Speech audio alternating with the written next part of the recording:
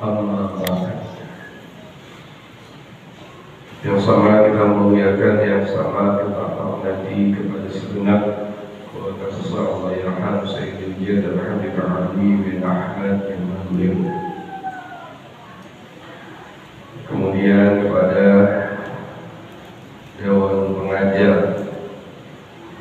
Tadi harusnya ada Habib Al-Mahbub Al-Habib Ali Al-Masyhur, tapi karena satu dan lain hal beliau berpisah hadir. Kemudian ada Saudara Ustaz Fauzi, yang sama kita doakan mudah-mudahan beliau semua senantiasa dijaga dan dilindungi Allah Subhanahu wa Ta'ala. Khusus kepada semua jamaah yang hadir, kaum bapak, kaum ibu yang insyaallah pada pagi ini mudah-mudahan dengan duduknya dan datangnya kita ke masjid ini Allah kabulkan semua hajat-hajat kita dunia wal akhirah. Ibadah Allah, ada satu kisah, satu cerita seorang ulama besar di Indonesia, yakni Allahyarham Fadilatul Ustaz Buya Hamka. Satu ketika ada yang datang kepada Buya Hamka. Kemudian yang datang ke Buya ini, beliau cerita ke Buya dengan agak sedikit terheran-heran. Apa ceritanya? Beliau mengatakan bahwasanya beliau itu suatu waktu datang ke Arab Saudi. Dan ternyata kata beliau, di Arab Saudi beliau ketemu sama yang namanya PSK. Tahu PSK? Yang lain tahu? Nonton kan? Udah kebanyakan namanya. Gonta-gantinya dia aja udah.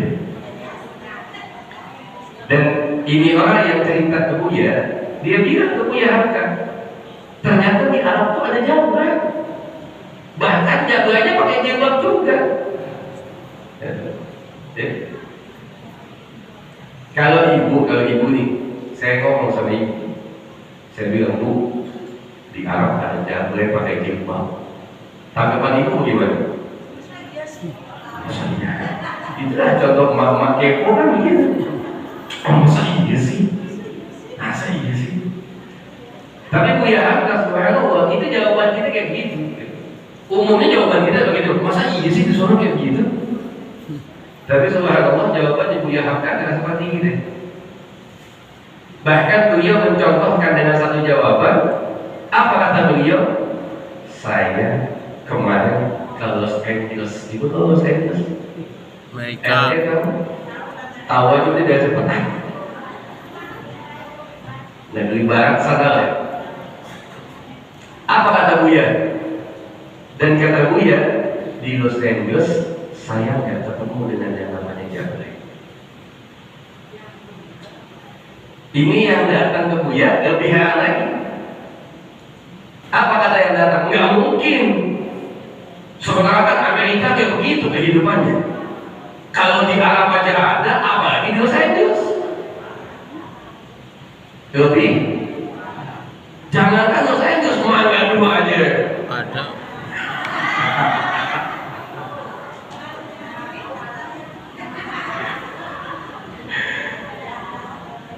Mangga dua aja nggak mesti ngumpet-ngumpet cari ibunya. Iya, tidak ada asal banyak. Mau butuh siapa tuh yang butuh? Ya. Jadi Buya matahin omongannya kata Buya Hamka, Allahyarham. Beliau ke Los Angeles nggak ketemu satu jablan. Ini yang gua berita kaget, nggak mungkin kalau Arab aja yang ketat masih ada, apalagi Amerika yang begitu bebas. Apa jawab Buya? Apa kesimpulan kita? Kita itu akan dipertemukan dengan apa yang kita cari. Itu kesimpulan. Maksudnya bagaimana? Ibu kalau mau pergi ke satu tempat, ke tempat yang paling banyak motor maksiatnya, tapi kalau ibu nggak mau cari maksiat, ibu nggak akan ketemu. Mangga Dua ini maksiatnya banyak. Ibu setiap minggu datang ke masjid buat ngaji. Suatu ketika ada tetangga ibu atau saudara ibu dari kampung yang tahu kalau yang namanya Mangga Dua, Mangga Besar tempatnya maksiat. Kemudian dia cerita sama ibu. Habis dari mana? Dari Mangga Dua. Oh, di sana kan banyak tempat maksiat. Ibu jawab apa? Enggak. Kenapa? Karena tujuan ibu cuma ke masjid. Jadi ibu nggak ngeliat yang gitu. Artinya semua tergantung kita ini. Begitu juga dalam kehidupan, ibu kalau mau nyari salahnya teman sebelah ibu tempat ibu duduk, pasti ketemu. Kita nih, jangan kata teman ibu mau nyari salah saya, ketemu. Saya sama ibu bapak sama kok, al-insan ma'alul khata wa nisyan, manusia tempatnya salah, tempatnya lupa. Ibu kalau mau nyari salah saya, ketemu, dosa saya banyak. Tapi apakah itu yang diajarkan dalam Islam? Enggak. Diajarkan dalam Islam untuk husnul, bukan su'ul, untuk sangka baik, bukan sangka. Kita kalau udah sangka jelek, ada teman sebelah kita, dia mau bikin baik aja salah di mata kita. Makanya ada satu firman Allah dalam surat Al-Hujurat. Kalau ibu datang satu majelis, habib kah, ustadz kah, ustadzah kah, ketika dia ingin menyampaikan satu ayat Allah, 1, 2, 3 atau mungkin banyak ayat Allah, biasanya para dai dan daiyah, ustadz dan ustadzah, habib juga demikian, ketika ingin menyampaikan satu firman Allah pasti akan dimulai dengan kalimat Allah Ta'ala fil Qur'anil. Itu kalimat yang umum diucapkan di mana-mana. Kenapa begitu? Karena semua ulama sepakat tidak ada ikhtilaf sama sekali bahwasannya Quran itu ayat-ayat suci yang diturunkan kepada Nabi Muhammad untuk umat Islam itu datangnya dari Allah. Sebelum saya bahas ayatnya, saya bahas dulu ini nih. Kenapa?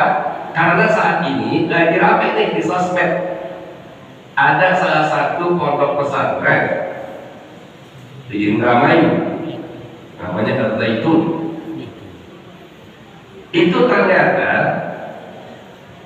dalam salah satu didikannya dia ajarkan kepada anak-anak santrinya bahwasanya kitab sucinya umat Islam, Quran itu adalah kalam daripada baginda Nabi kita Muhammad. Jadi mereka meyakini Quran yang kita baca itu datangnya dari Nabi Muhammad, bukan dari Allah Subhanahu wa Ta'ala. Oh iya, alhamdulillah. Dari mana saya tahu? Saya lihat videonya begitu ramai di medsos, saya cari tahu, saya lihat videonya. Ternyata saya ketemu ada beberapa anak santri yang ketika dia khutbah, dia bacakan sebelum baca ayat, dia ngomong kayak begini, qala Rasulullah sallallahu alaihi wasallam fil Qur'anil Karim. Dia mengatakan bahwa Nabi Muhammad berkata dalam Quran, bukan Allah yang dibawa, tapi Nabi Muhammad.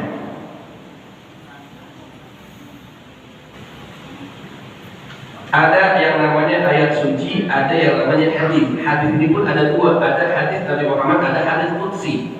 Ayat suci yang termaktub sebanyak 30 juz yang kita pegang kemana-mana, yang kita baca jadi pedoman buat kita, itu semua mutlak datangnya dari Allah Subhanahu wa Ta'ala. Nabi Muhammad enggak nambahin, enggak mengalih, semua dari Allah. Allah turunkan kepada malaikat Jibril, sampaikan kepada Nabi kita Muhammad SAW, Nabi Muhammad sampaikan kepada kita.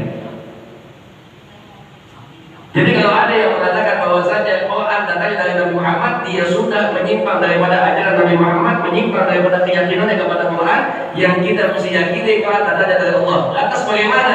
Bisa jadi saat itu dia sudah melakukan bagian daripada umat Islam. Ada juga yang datangnya dari Allah, tapi enggak ada dalam Quran. Maksudnya bagaimana? Allah berikan pemahaman kepada Nabi Muhammad, kemudian Nabi Muhammad yang mengucapkan setelahnya. Kalau Quran semua bunyinya sampai A, I, U-nya datangnya dari Allah. Kalau pemahamannya dari Allah, kemudian Nabi Muhammad yang menyampaikan, itu namanya hadis qudsi. Makanya dalam hadis qudsi Qudsi pun, ya, misal hadits Qudsi mengatakan bahwasanya Allah itu sebagaimana sangkaan hambanya. Kita pun menyampaikan kalau Allah berkata Allah Subhanahu wa taala dalam hadits Qudsi. Karena hadits Qudsi itu pemahamannya dari Allah, kalimatnya dari Nabi kita Muhammad alaihi wasallam. Ini luar biasa nih. Ternyata Az-Zaitun itu udah sedemikian parah rupanya. Makanya ibu hati-hati, ibu kalau punya anak, punya saudara, punya cucu mau masukin ke pondok, jangan cuma lihat pondoknya bagus, cakep, tanya keadaannya gimana. Bahkan sampai dia bilang kok, kita ini kalau baca doa, dia ngomong kepada santrinya, kita ini kalau baca doa, nanti begitu habis baca doa, nggak boleh, apa namanya, bacanya apa? Amin. Ibu kan selama ini habis baca doa, ngomongnya apa? Amin. Kalau menurut dia nih, siapa? Panji Gumilang. Habis baca doa itu bukan amin, habis baca doa harusnya alhamdulillah. Jadi ibu yang habis baca doa ucap amin dianggap salah semuanya, bahkan dianggap suudzon kepada Allah. Karena amin itu semoga Allah ijabah. Berarti kita nggak yakin sama Allah menurut pemahaman bocah satu ini. Yang paling bahaya, bagaimana ketika ibu sholat? Sallu kama ra'aitumuni usolli, sholatlah kalian kata Nabi Muhammad sebagaimana kalian menyaksikan aku sholat. Dan di semua dunia, semua belahan dunia ketika sholat, habis kita baca suratul Fatihah, ini ucapnya apa? Di penghujung suratul Fatihah itu ada doa, ihdinas siratal mustaqim. Ya Allah, tunjukkan kami kepada jalan yang lurus, jalan yang benar, jalan yang lapang. Siratal ladzina an'amta 'alaihim. Jalan yang dimana dalamnya Engkau berikan nikmat kepada kami. Ghairil maghdubi 'alaihim waladdallin. Amin. Besok ganti, jangan pakai amin, coba aja. Ihdinas siratal mustaqim, siratal ladzina an'amta 'alaihim ghairil maghdubi 'alaihim waladdallin. Oh, belum enggak.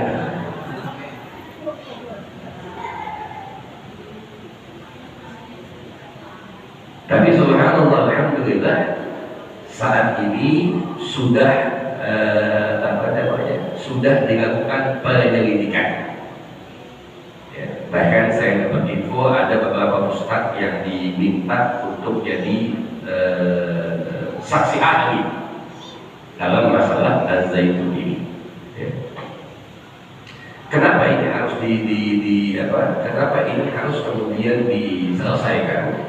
Karena begini, kalau bukti kesesatannya, bukti penyimpangannya keluar daripada ajaran baginda Nabi kita Muhammad dan kesepakatan daripada jumhur ulama, tidaklah maksud daripada 4 mazhab, daripada mazhabnya Ahlussunnah wal Jamaah, yang paling bahaya kalau ini dianggap biasa, jangan kaget. Yang namanya Panji Gumilang itu pimpinan pondok. Setiap pimpinan pondok punya santri. Santri itu nggak sedikit, bisa ribuan. Kalau ini didiamkan, bayangkan bagaimana nasib santrinya yang otomatis dia ikut dengan kiainya, dia sepaham dengan kiainya. Begitu dia pulang ke rumah, di kampung taunya itu anak alumni pondok. Akhirnya mau nggak mau dia didaulat sebagai anak yang lebih paham soal agama. Bahkan bisa jadi di pondok 6 tahun langsung diangkat jadi ustadz. Kalau pemahamannya nggak dilempengin, kalau penyimpangannya nggak dibenerin, jangan kaget kalau ini anak-anak santri alumni Az-Zaitun dengan pemahaman yang sama. Begitu dia sampai di kampungnya, dia akan sampaikan kembali pemahaman yang dia dapat di sekolah. Dan antum bayangin berapa banyak nanti generasi muda Islam atau anak-anak kita yang akan ikut sepaham dengan pemahamannya. Itu bahayanya. Kalau diselidiki kemudian terbukti daripada kesesatannya, bahkan salah satu ustadz yang sudah ada di MUI, Kiai Khalil Nafis, itu sudah mengatakan pendapat beliau, minimal nanti orang tahu oh ternyata ada itu kayak begitu. Jadi alumninya perlu dicek dulu bagaimana pemahamannya. Ya. Ini udah luar biasa nih, udah luar biasa loh. Pakai wakia terjemaah. Apa kata Allah dalam Quran? Allah Ta'ala, ya ayyuhalladzina amanu ijtanibu katsiran minadh dhanni. Hai manusia yang beriman, kata Allah, jauhin daripada yang namanya prasangka, praduga. Fa inna ba'dadh dhanni ithmun. Sesungguhnya kata Allah, setelah kita menduga-duga, itu biasanya datang dosa. Bu, pengalaman kita pribadi, kita kalau udah curiga sama orang, pasti belakangnya yang nempel adalah dugaan yang gak baik, betul? Ibu nih, satu ketika ibu telepon suami, kemudian teleponnya gak diangkat. Kalau ibu udah suudzon, pasti otaknya kemana-mana. Ibu telepon suami berkali-kali gak diangkat. Otak kita nggak ada sangka baik, adanya suudzon, pasti setan bakal bisikin yang macam-macam. Ini telepon gak diangkat-angkat, kemana? Oh jangan-jangan nemenin janda, mana lagi gue? Kan suudzon kan begitu. Ibu telepon 3 kali gak diangkat, ibu telepon 4 kali gak diangkat. Kemudian ibu punya suudzon, setan bisikin yang gak baik. Begitu ibu telepon kelima, handphonenya mati, sama aja disuudzon deh. Betul nggak? 4 kali gue telepon gak diangkat, gue curiga sama janda aneh. 5 kali gue telepon mati, nggak curiga gue, pasti. Jadilah suudzon gitu. Akhirnya nggak boleh. Yang kita punya mestinya husnul sangka baik. Ibu kalau punya sangka baik, hidup akan tenang. Teman datang nih, ngasih tahu apa gitu, itu si Fulan tingkah lakunya begini segala macam. Sementara ibu nggak pernah alami. Akhirnya kita husnul, apa gitu kan? Enggak, kok dia nggak begitu. Hidup kita loh kita tenang. Tapi kalau ibu hidupnya penuh suudzon, nyesek sendirian. Pikiran pasti yang negatif ya. Apa kemudian kata Allah, wala tajassasu. Kata Allah, jangan suka cari kesalahan. Saya bilang tadi, kita mau cari kesalahan pasti ketemu. Di sini ada wakil, saya kalau mau cari salahnya dia gampang. Dia mau cari salahnya saya gampang. Kalau manusia banyak salahnya itu. Makanya nggak usah yang namanya tajassus, nggak usah yang namanya nyari-nyari salah. Kalau juga ada saudara kita yang buat salah, ada teman kita yang buat salah, kesalahan dia bukan buat kita omongin kemana-mana. Justru kesalahan dia yang kita tahu, kita jaga, jadinya pelajaran, jangan sampai kita sama amin.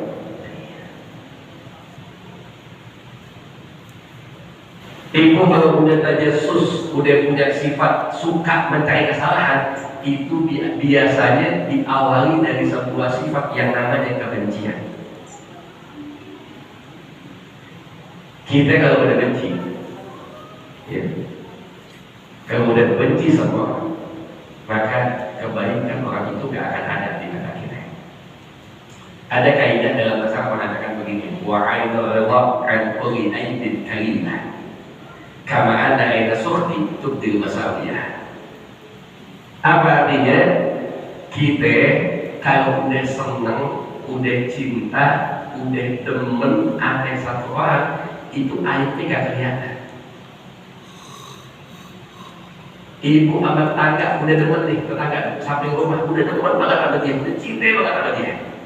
Satu ketika ibu datang ke pengajian, ada teman pengajian yang bilang, itu tetangga ente yang sebelah rumah ente dulu tetangga aneh di kampung aneh mah itu anak ya Allah lemesnya bukan main, jahatnya bukan main. Tapi karena ibu udah cinta sama tetangga ibu, mohon maaf, ibu gak akan percaya dengan omongannya. Sama juga ibu kalau cinta sama anak, udah redot sama anak, udah seneng sama anak, tetangga mau ngomong apa tentang anak kita gak akan percaya, betul?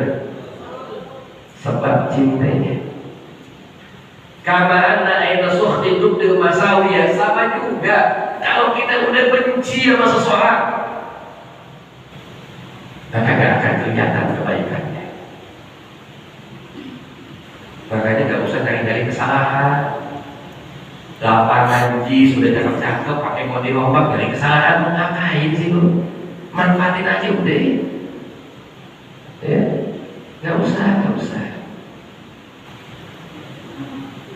Dan kalau kita udah punya sifat cari kesalahan, maaf, waktu kita akan banyak terbuang untuk memperhatikan orang yang kita benci. Betul nggak? Bawaannya kepo, mau tahu, cari tahu dan sebagainya. Oh Habib, karena dia dulu pernah nyakitin saya.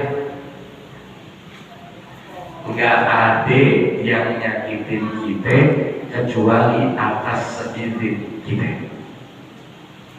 Yang baik-baik. Tidak ada satu orang pun yang bisa nyakitin kita kecuali seizin kita. Maksudnya bagaimana? Mau dia fitnah ibu sekejam apapun, mau dia sakitin ibu sesakit apapun, tapi kalau kita nggak ngizinin omongannya masuk dalam hati, nggak akan sakit hati kita. Oh si Fulan begini sudah sampai mau begini. Tapi kalau kita biar, biarin aja. Orang mau ngomong apa, biarin aja. Orang mau benci kita biasa. Nggak usah modal kita, nggak kasih apa-apa, Allah yang kasih nikmat yang benci banget.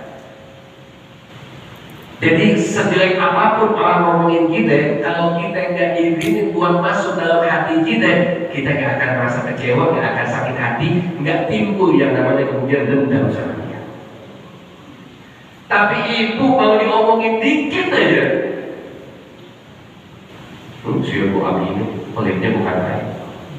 Baru diomongin doang, kita buka pintu hati, masuk ke dalam hati, itu omongan seakan-akan omongan yang paling menyakitkan selama hidup kita. Jadi kuncinya di mana? Bukan di bawah, kuncinya di kita. Jadi omongan-omongan yang gak baik, fitnah-fitnah dan sebagainya, jangan sampai kita ini masuk ke dalam hati kita. Sebaliknya, kita kalau mau ngomong, sebelum kita ngomong, pikirin dulu bakal nyakitin hati teman kita apa enggak. Itulah tahap yang membuat dari Muhammad. Ya. Apalagi terus kata Allah,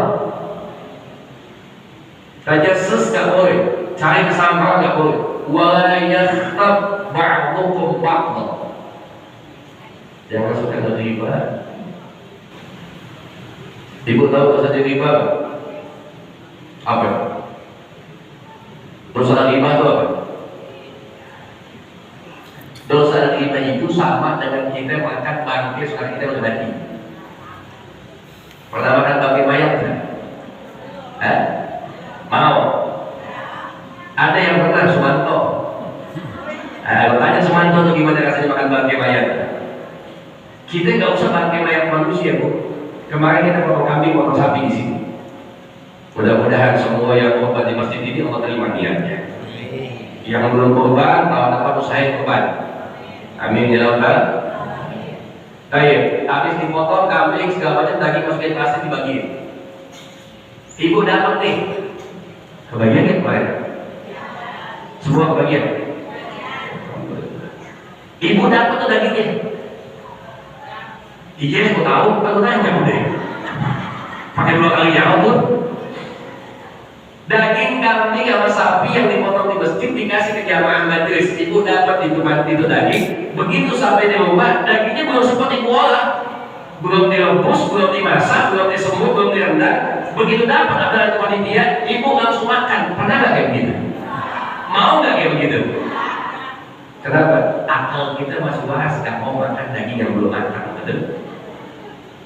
Tapi ternyata kalau daging kambingnya, daging hewan sapi aja, yang kalau udah diolah itu enak dagingnya, kita nggak mau makan mentah, apalagi makan daging bangkai manusia.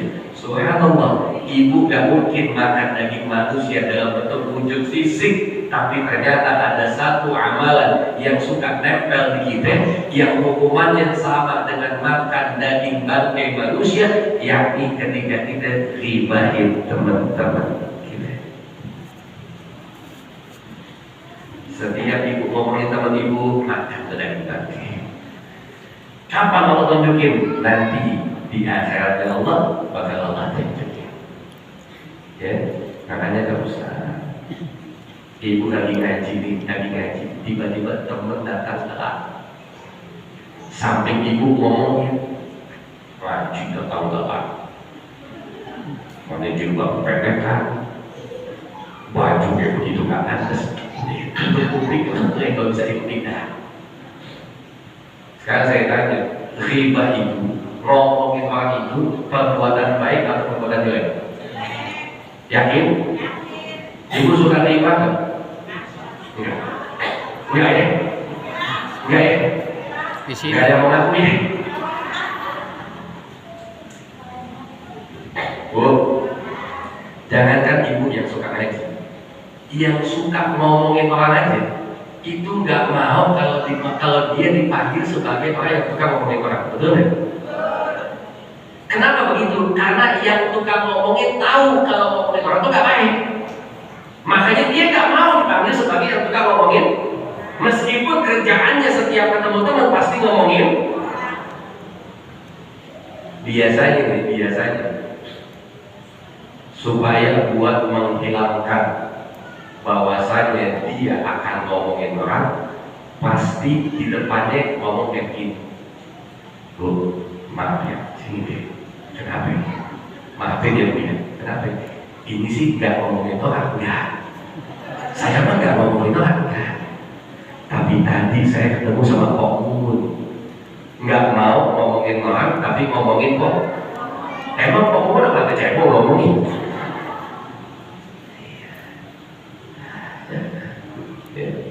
Nggak ada faedahnya buat kita. Dosa kita udah banyak. Jangan ditambahin dengan dosa yang mohon maaf sebab kita ikut kuping daripada omongan orang ketika dia gibahin teman-temannya. Ya. Tapi jangan lupa, riba itu dalam urusan pribadi. Tapi kalau untuk urusan kepentingan agama, nggak jadi riba yang dosa. Ya. Saya sebut nama Pak Jibu bilang, apa jadi riba yang dosa? Insya Allah enggak. Kenapa? Karena saya nggak sebutin pribadinya. Saya sebutin bagaimana dia sudah menyimpang daripada ajaran Islam. Kita punya agama. Ya. Baik. Kemudian ayatnya pengarah untuk ayatullah ma'akhiri maik dan berlaik tubuh. Tadi udah jelasin, ini sama juga dengan makan daging bagai manusia. Baik, innallaha tawwabur rahim. Kalau tidak kita pernah kayak gitu, kita pernah ngomongin teman, kita pernah nyari kesalahan orang, kita pernah yang namanya ngegibah dan sebagainya, hal-hal yang disebutkan tadi dalam ayat tersebut, apa solusinya? Cuma satu kata Allah. Innallaha wattaqullah, bertakwa kepada Allah, taubat sama Allah, karena Allah akan menerima taubat kita. Ibu ya. Makanya mulai saat ini banyak-banyak buat mengikhlaskan kesalahan orang lain sama kita. Oh Habib, kalau dia bikin salah sama saya, langsung saya maafin, keenakan dia. Udah, ibu maafin kesalahan teman, bukan cuma buat teman, buat kita. Kenapa buat kita? Supaya kita lebih tenang. Jadi ketika ibu memaafkan kesalahan orang lain, itu bukan cuma buat yang salah doang, bukan, sebetulnya buat ibu, supaya ibu lebih tenang, lebih adem, nggak pusing, nggak mau ngelakuin satan. Jadi kita memaafkan sebetulnya adalah buat kita. Kalau ibu nggak maafin, ini contoh doang. Ibu punya masalah sama-sama anak gadis, sama-sama yang ibu suka pergi kemana gua, setiap ahad pagi ibu ngaji, ibu punya masalah. Kemudian ibu gedek, ibu dendam. Begitu mau masuk masjid, jalan udah bisa, masuk sama-sama. Bingung nggak gitu? Bingung. Ketemu dia lagi gue, pakai nomor orang. Jadi kita sendiri yang bikin sakit hati kita. Makanya nggak maafin. Supaya apa? Supaya hidup lebih tenang. Dan ketika kita memaafkan, itu adalah perbuatan hamba-hamba Allah yang bertakwa kepada Allah Subhanahu wa Ta'ala. Tapi kalau ibu mendem sakit hati, apa kata Nabi Muhammad?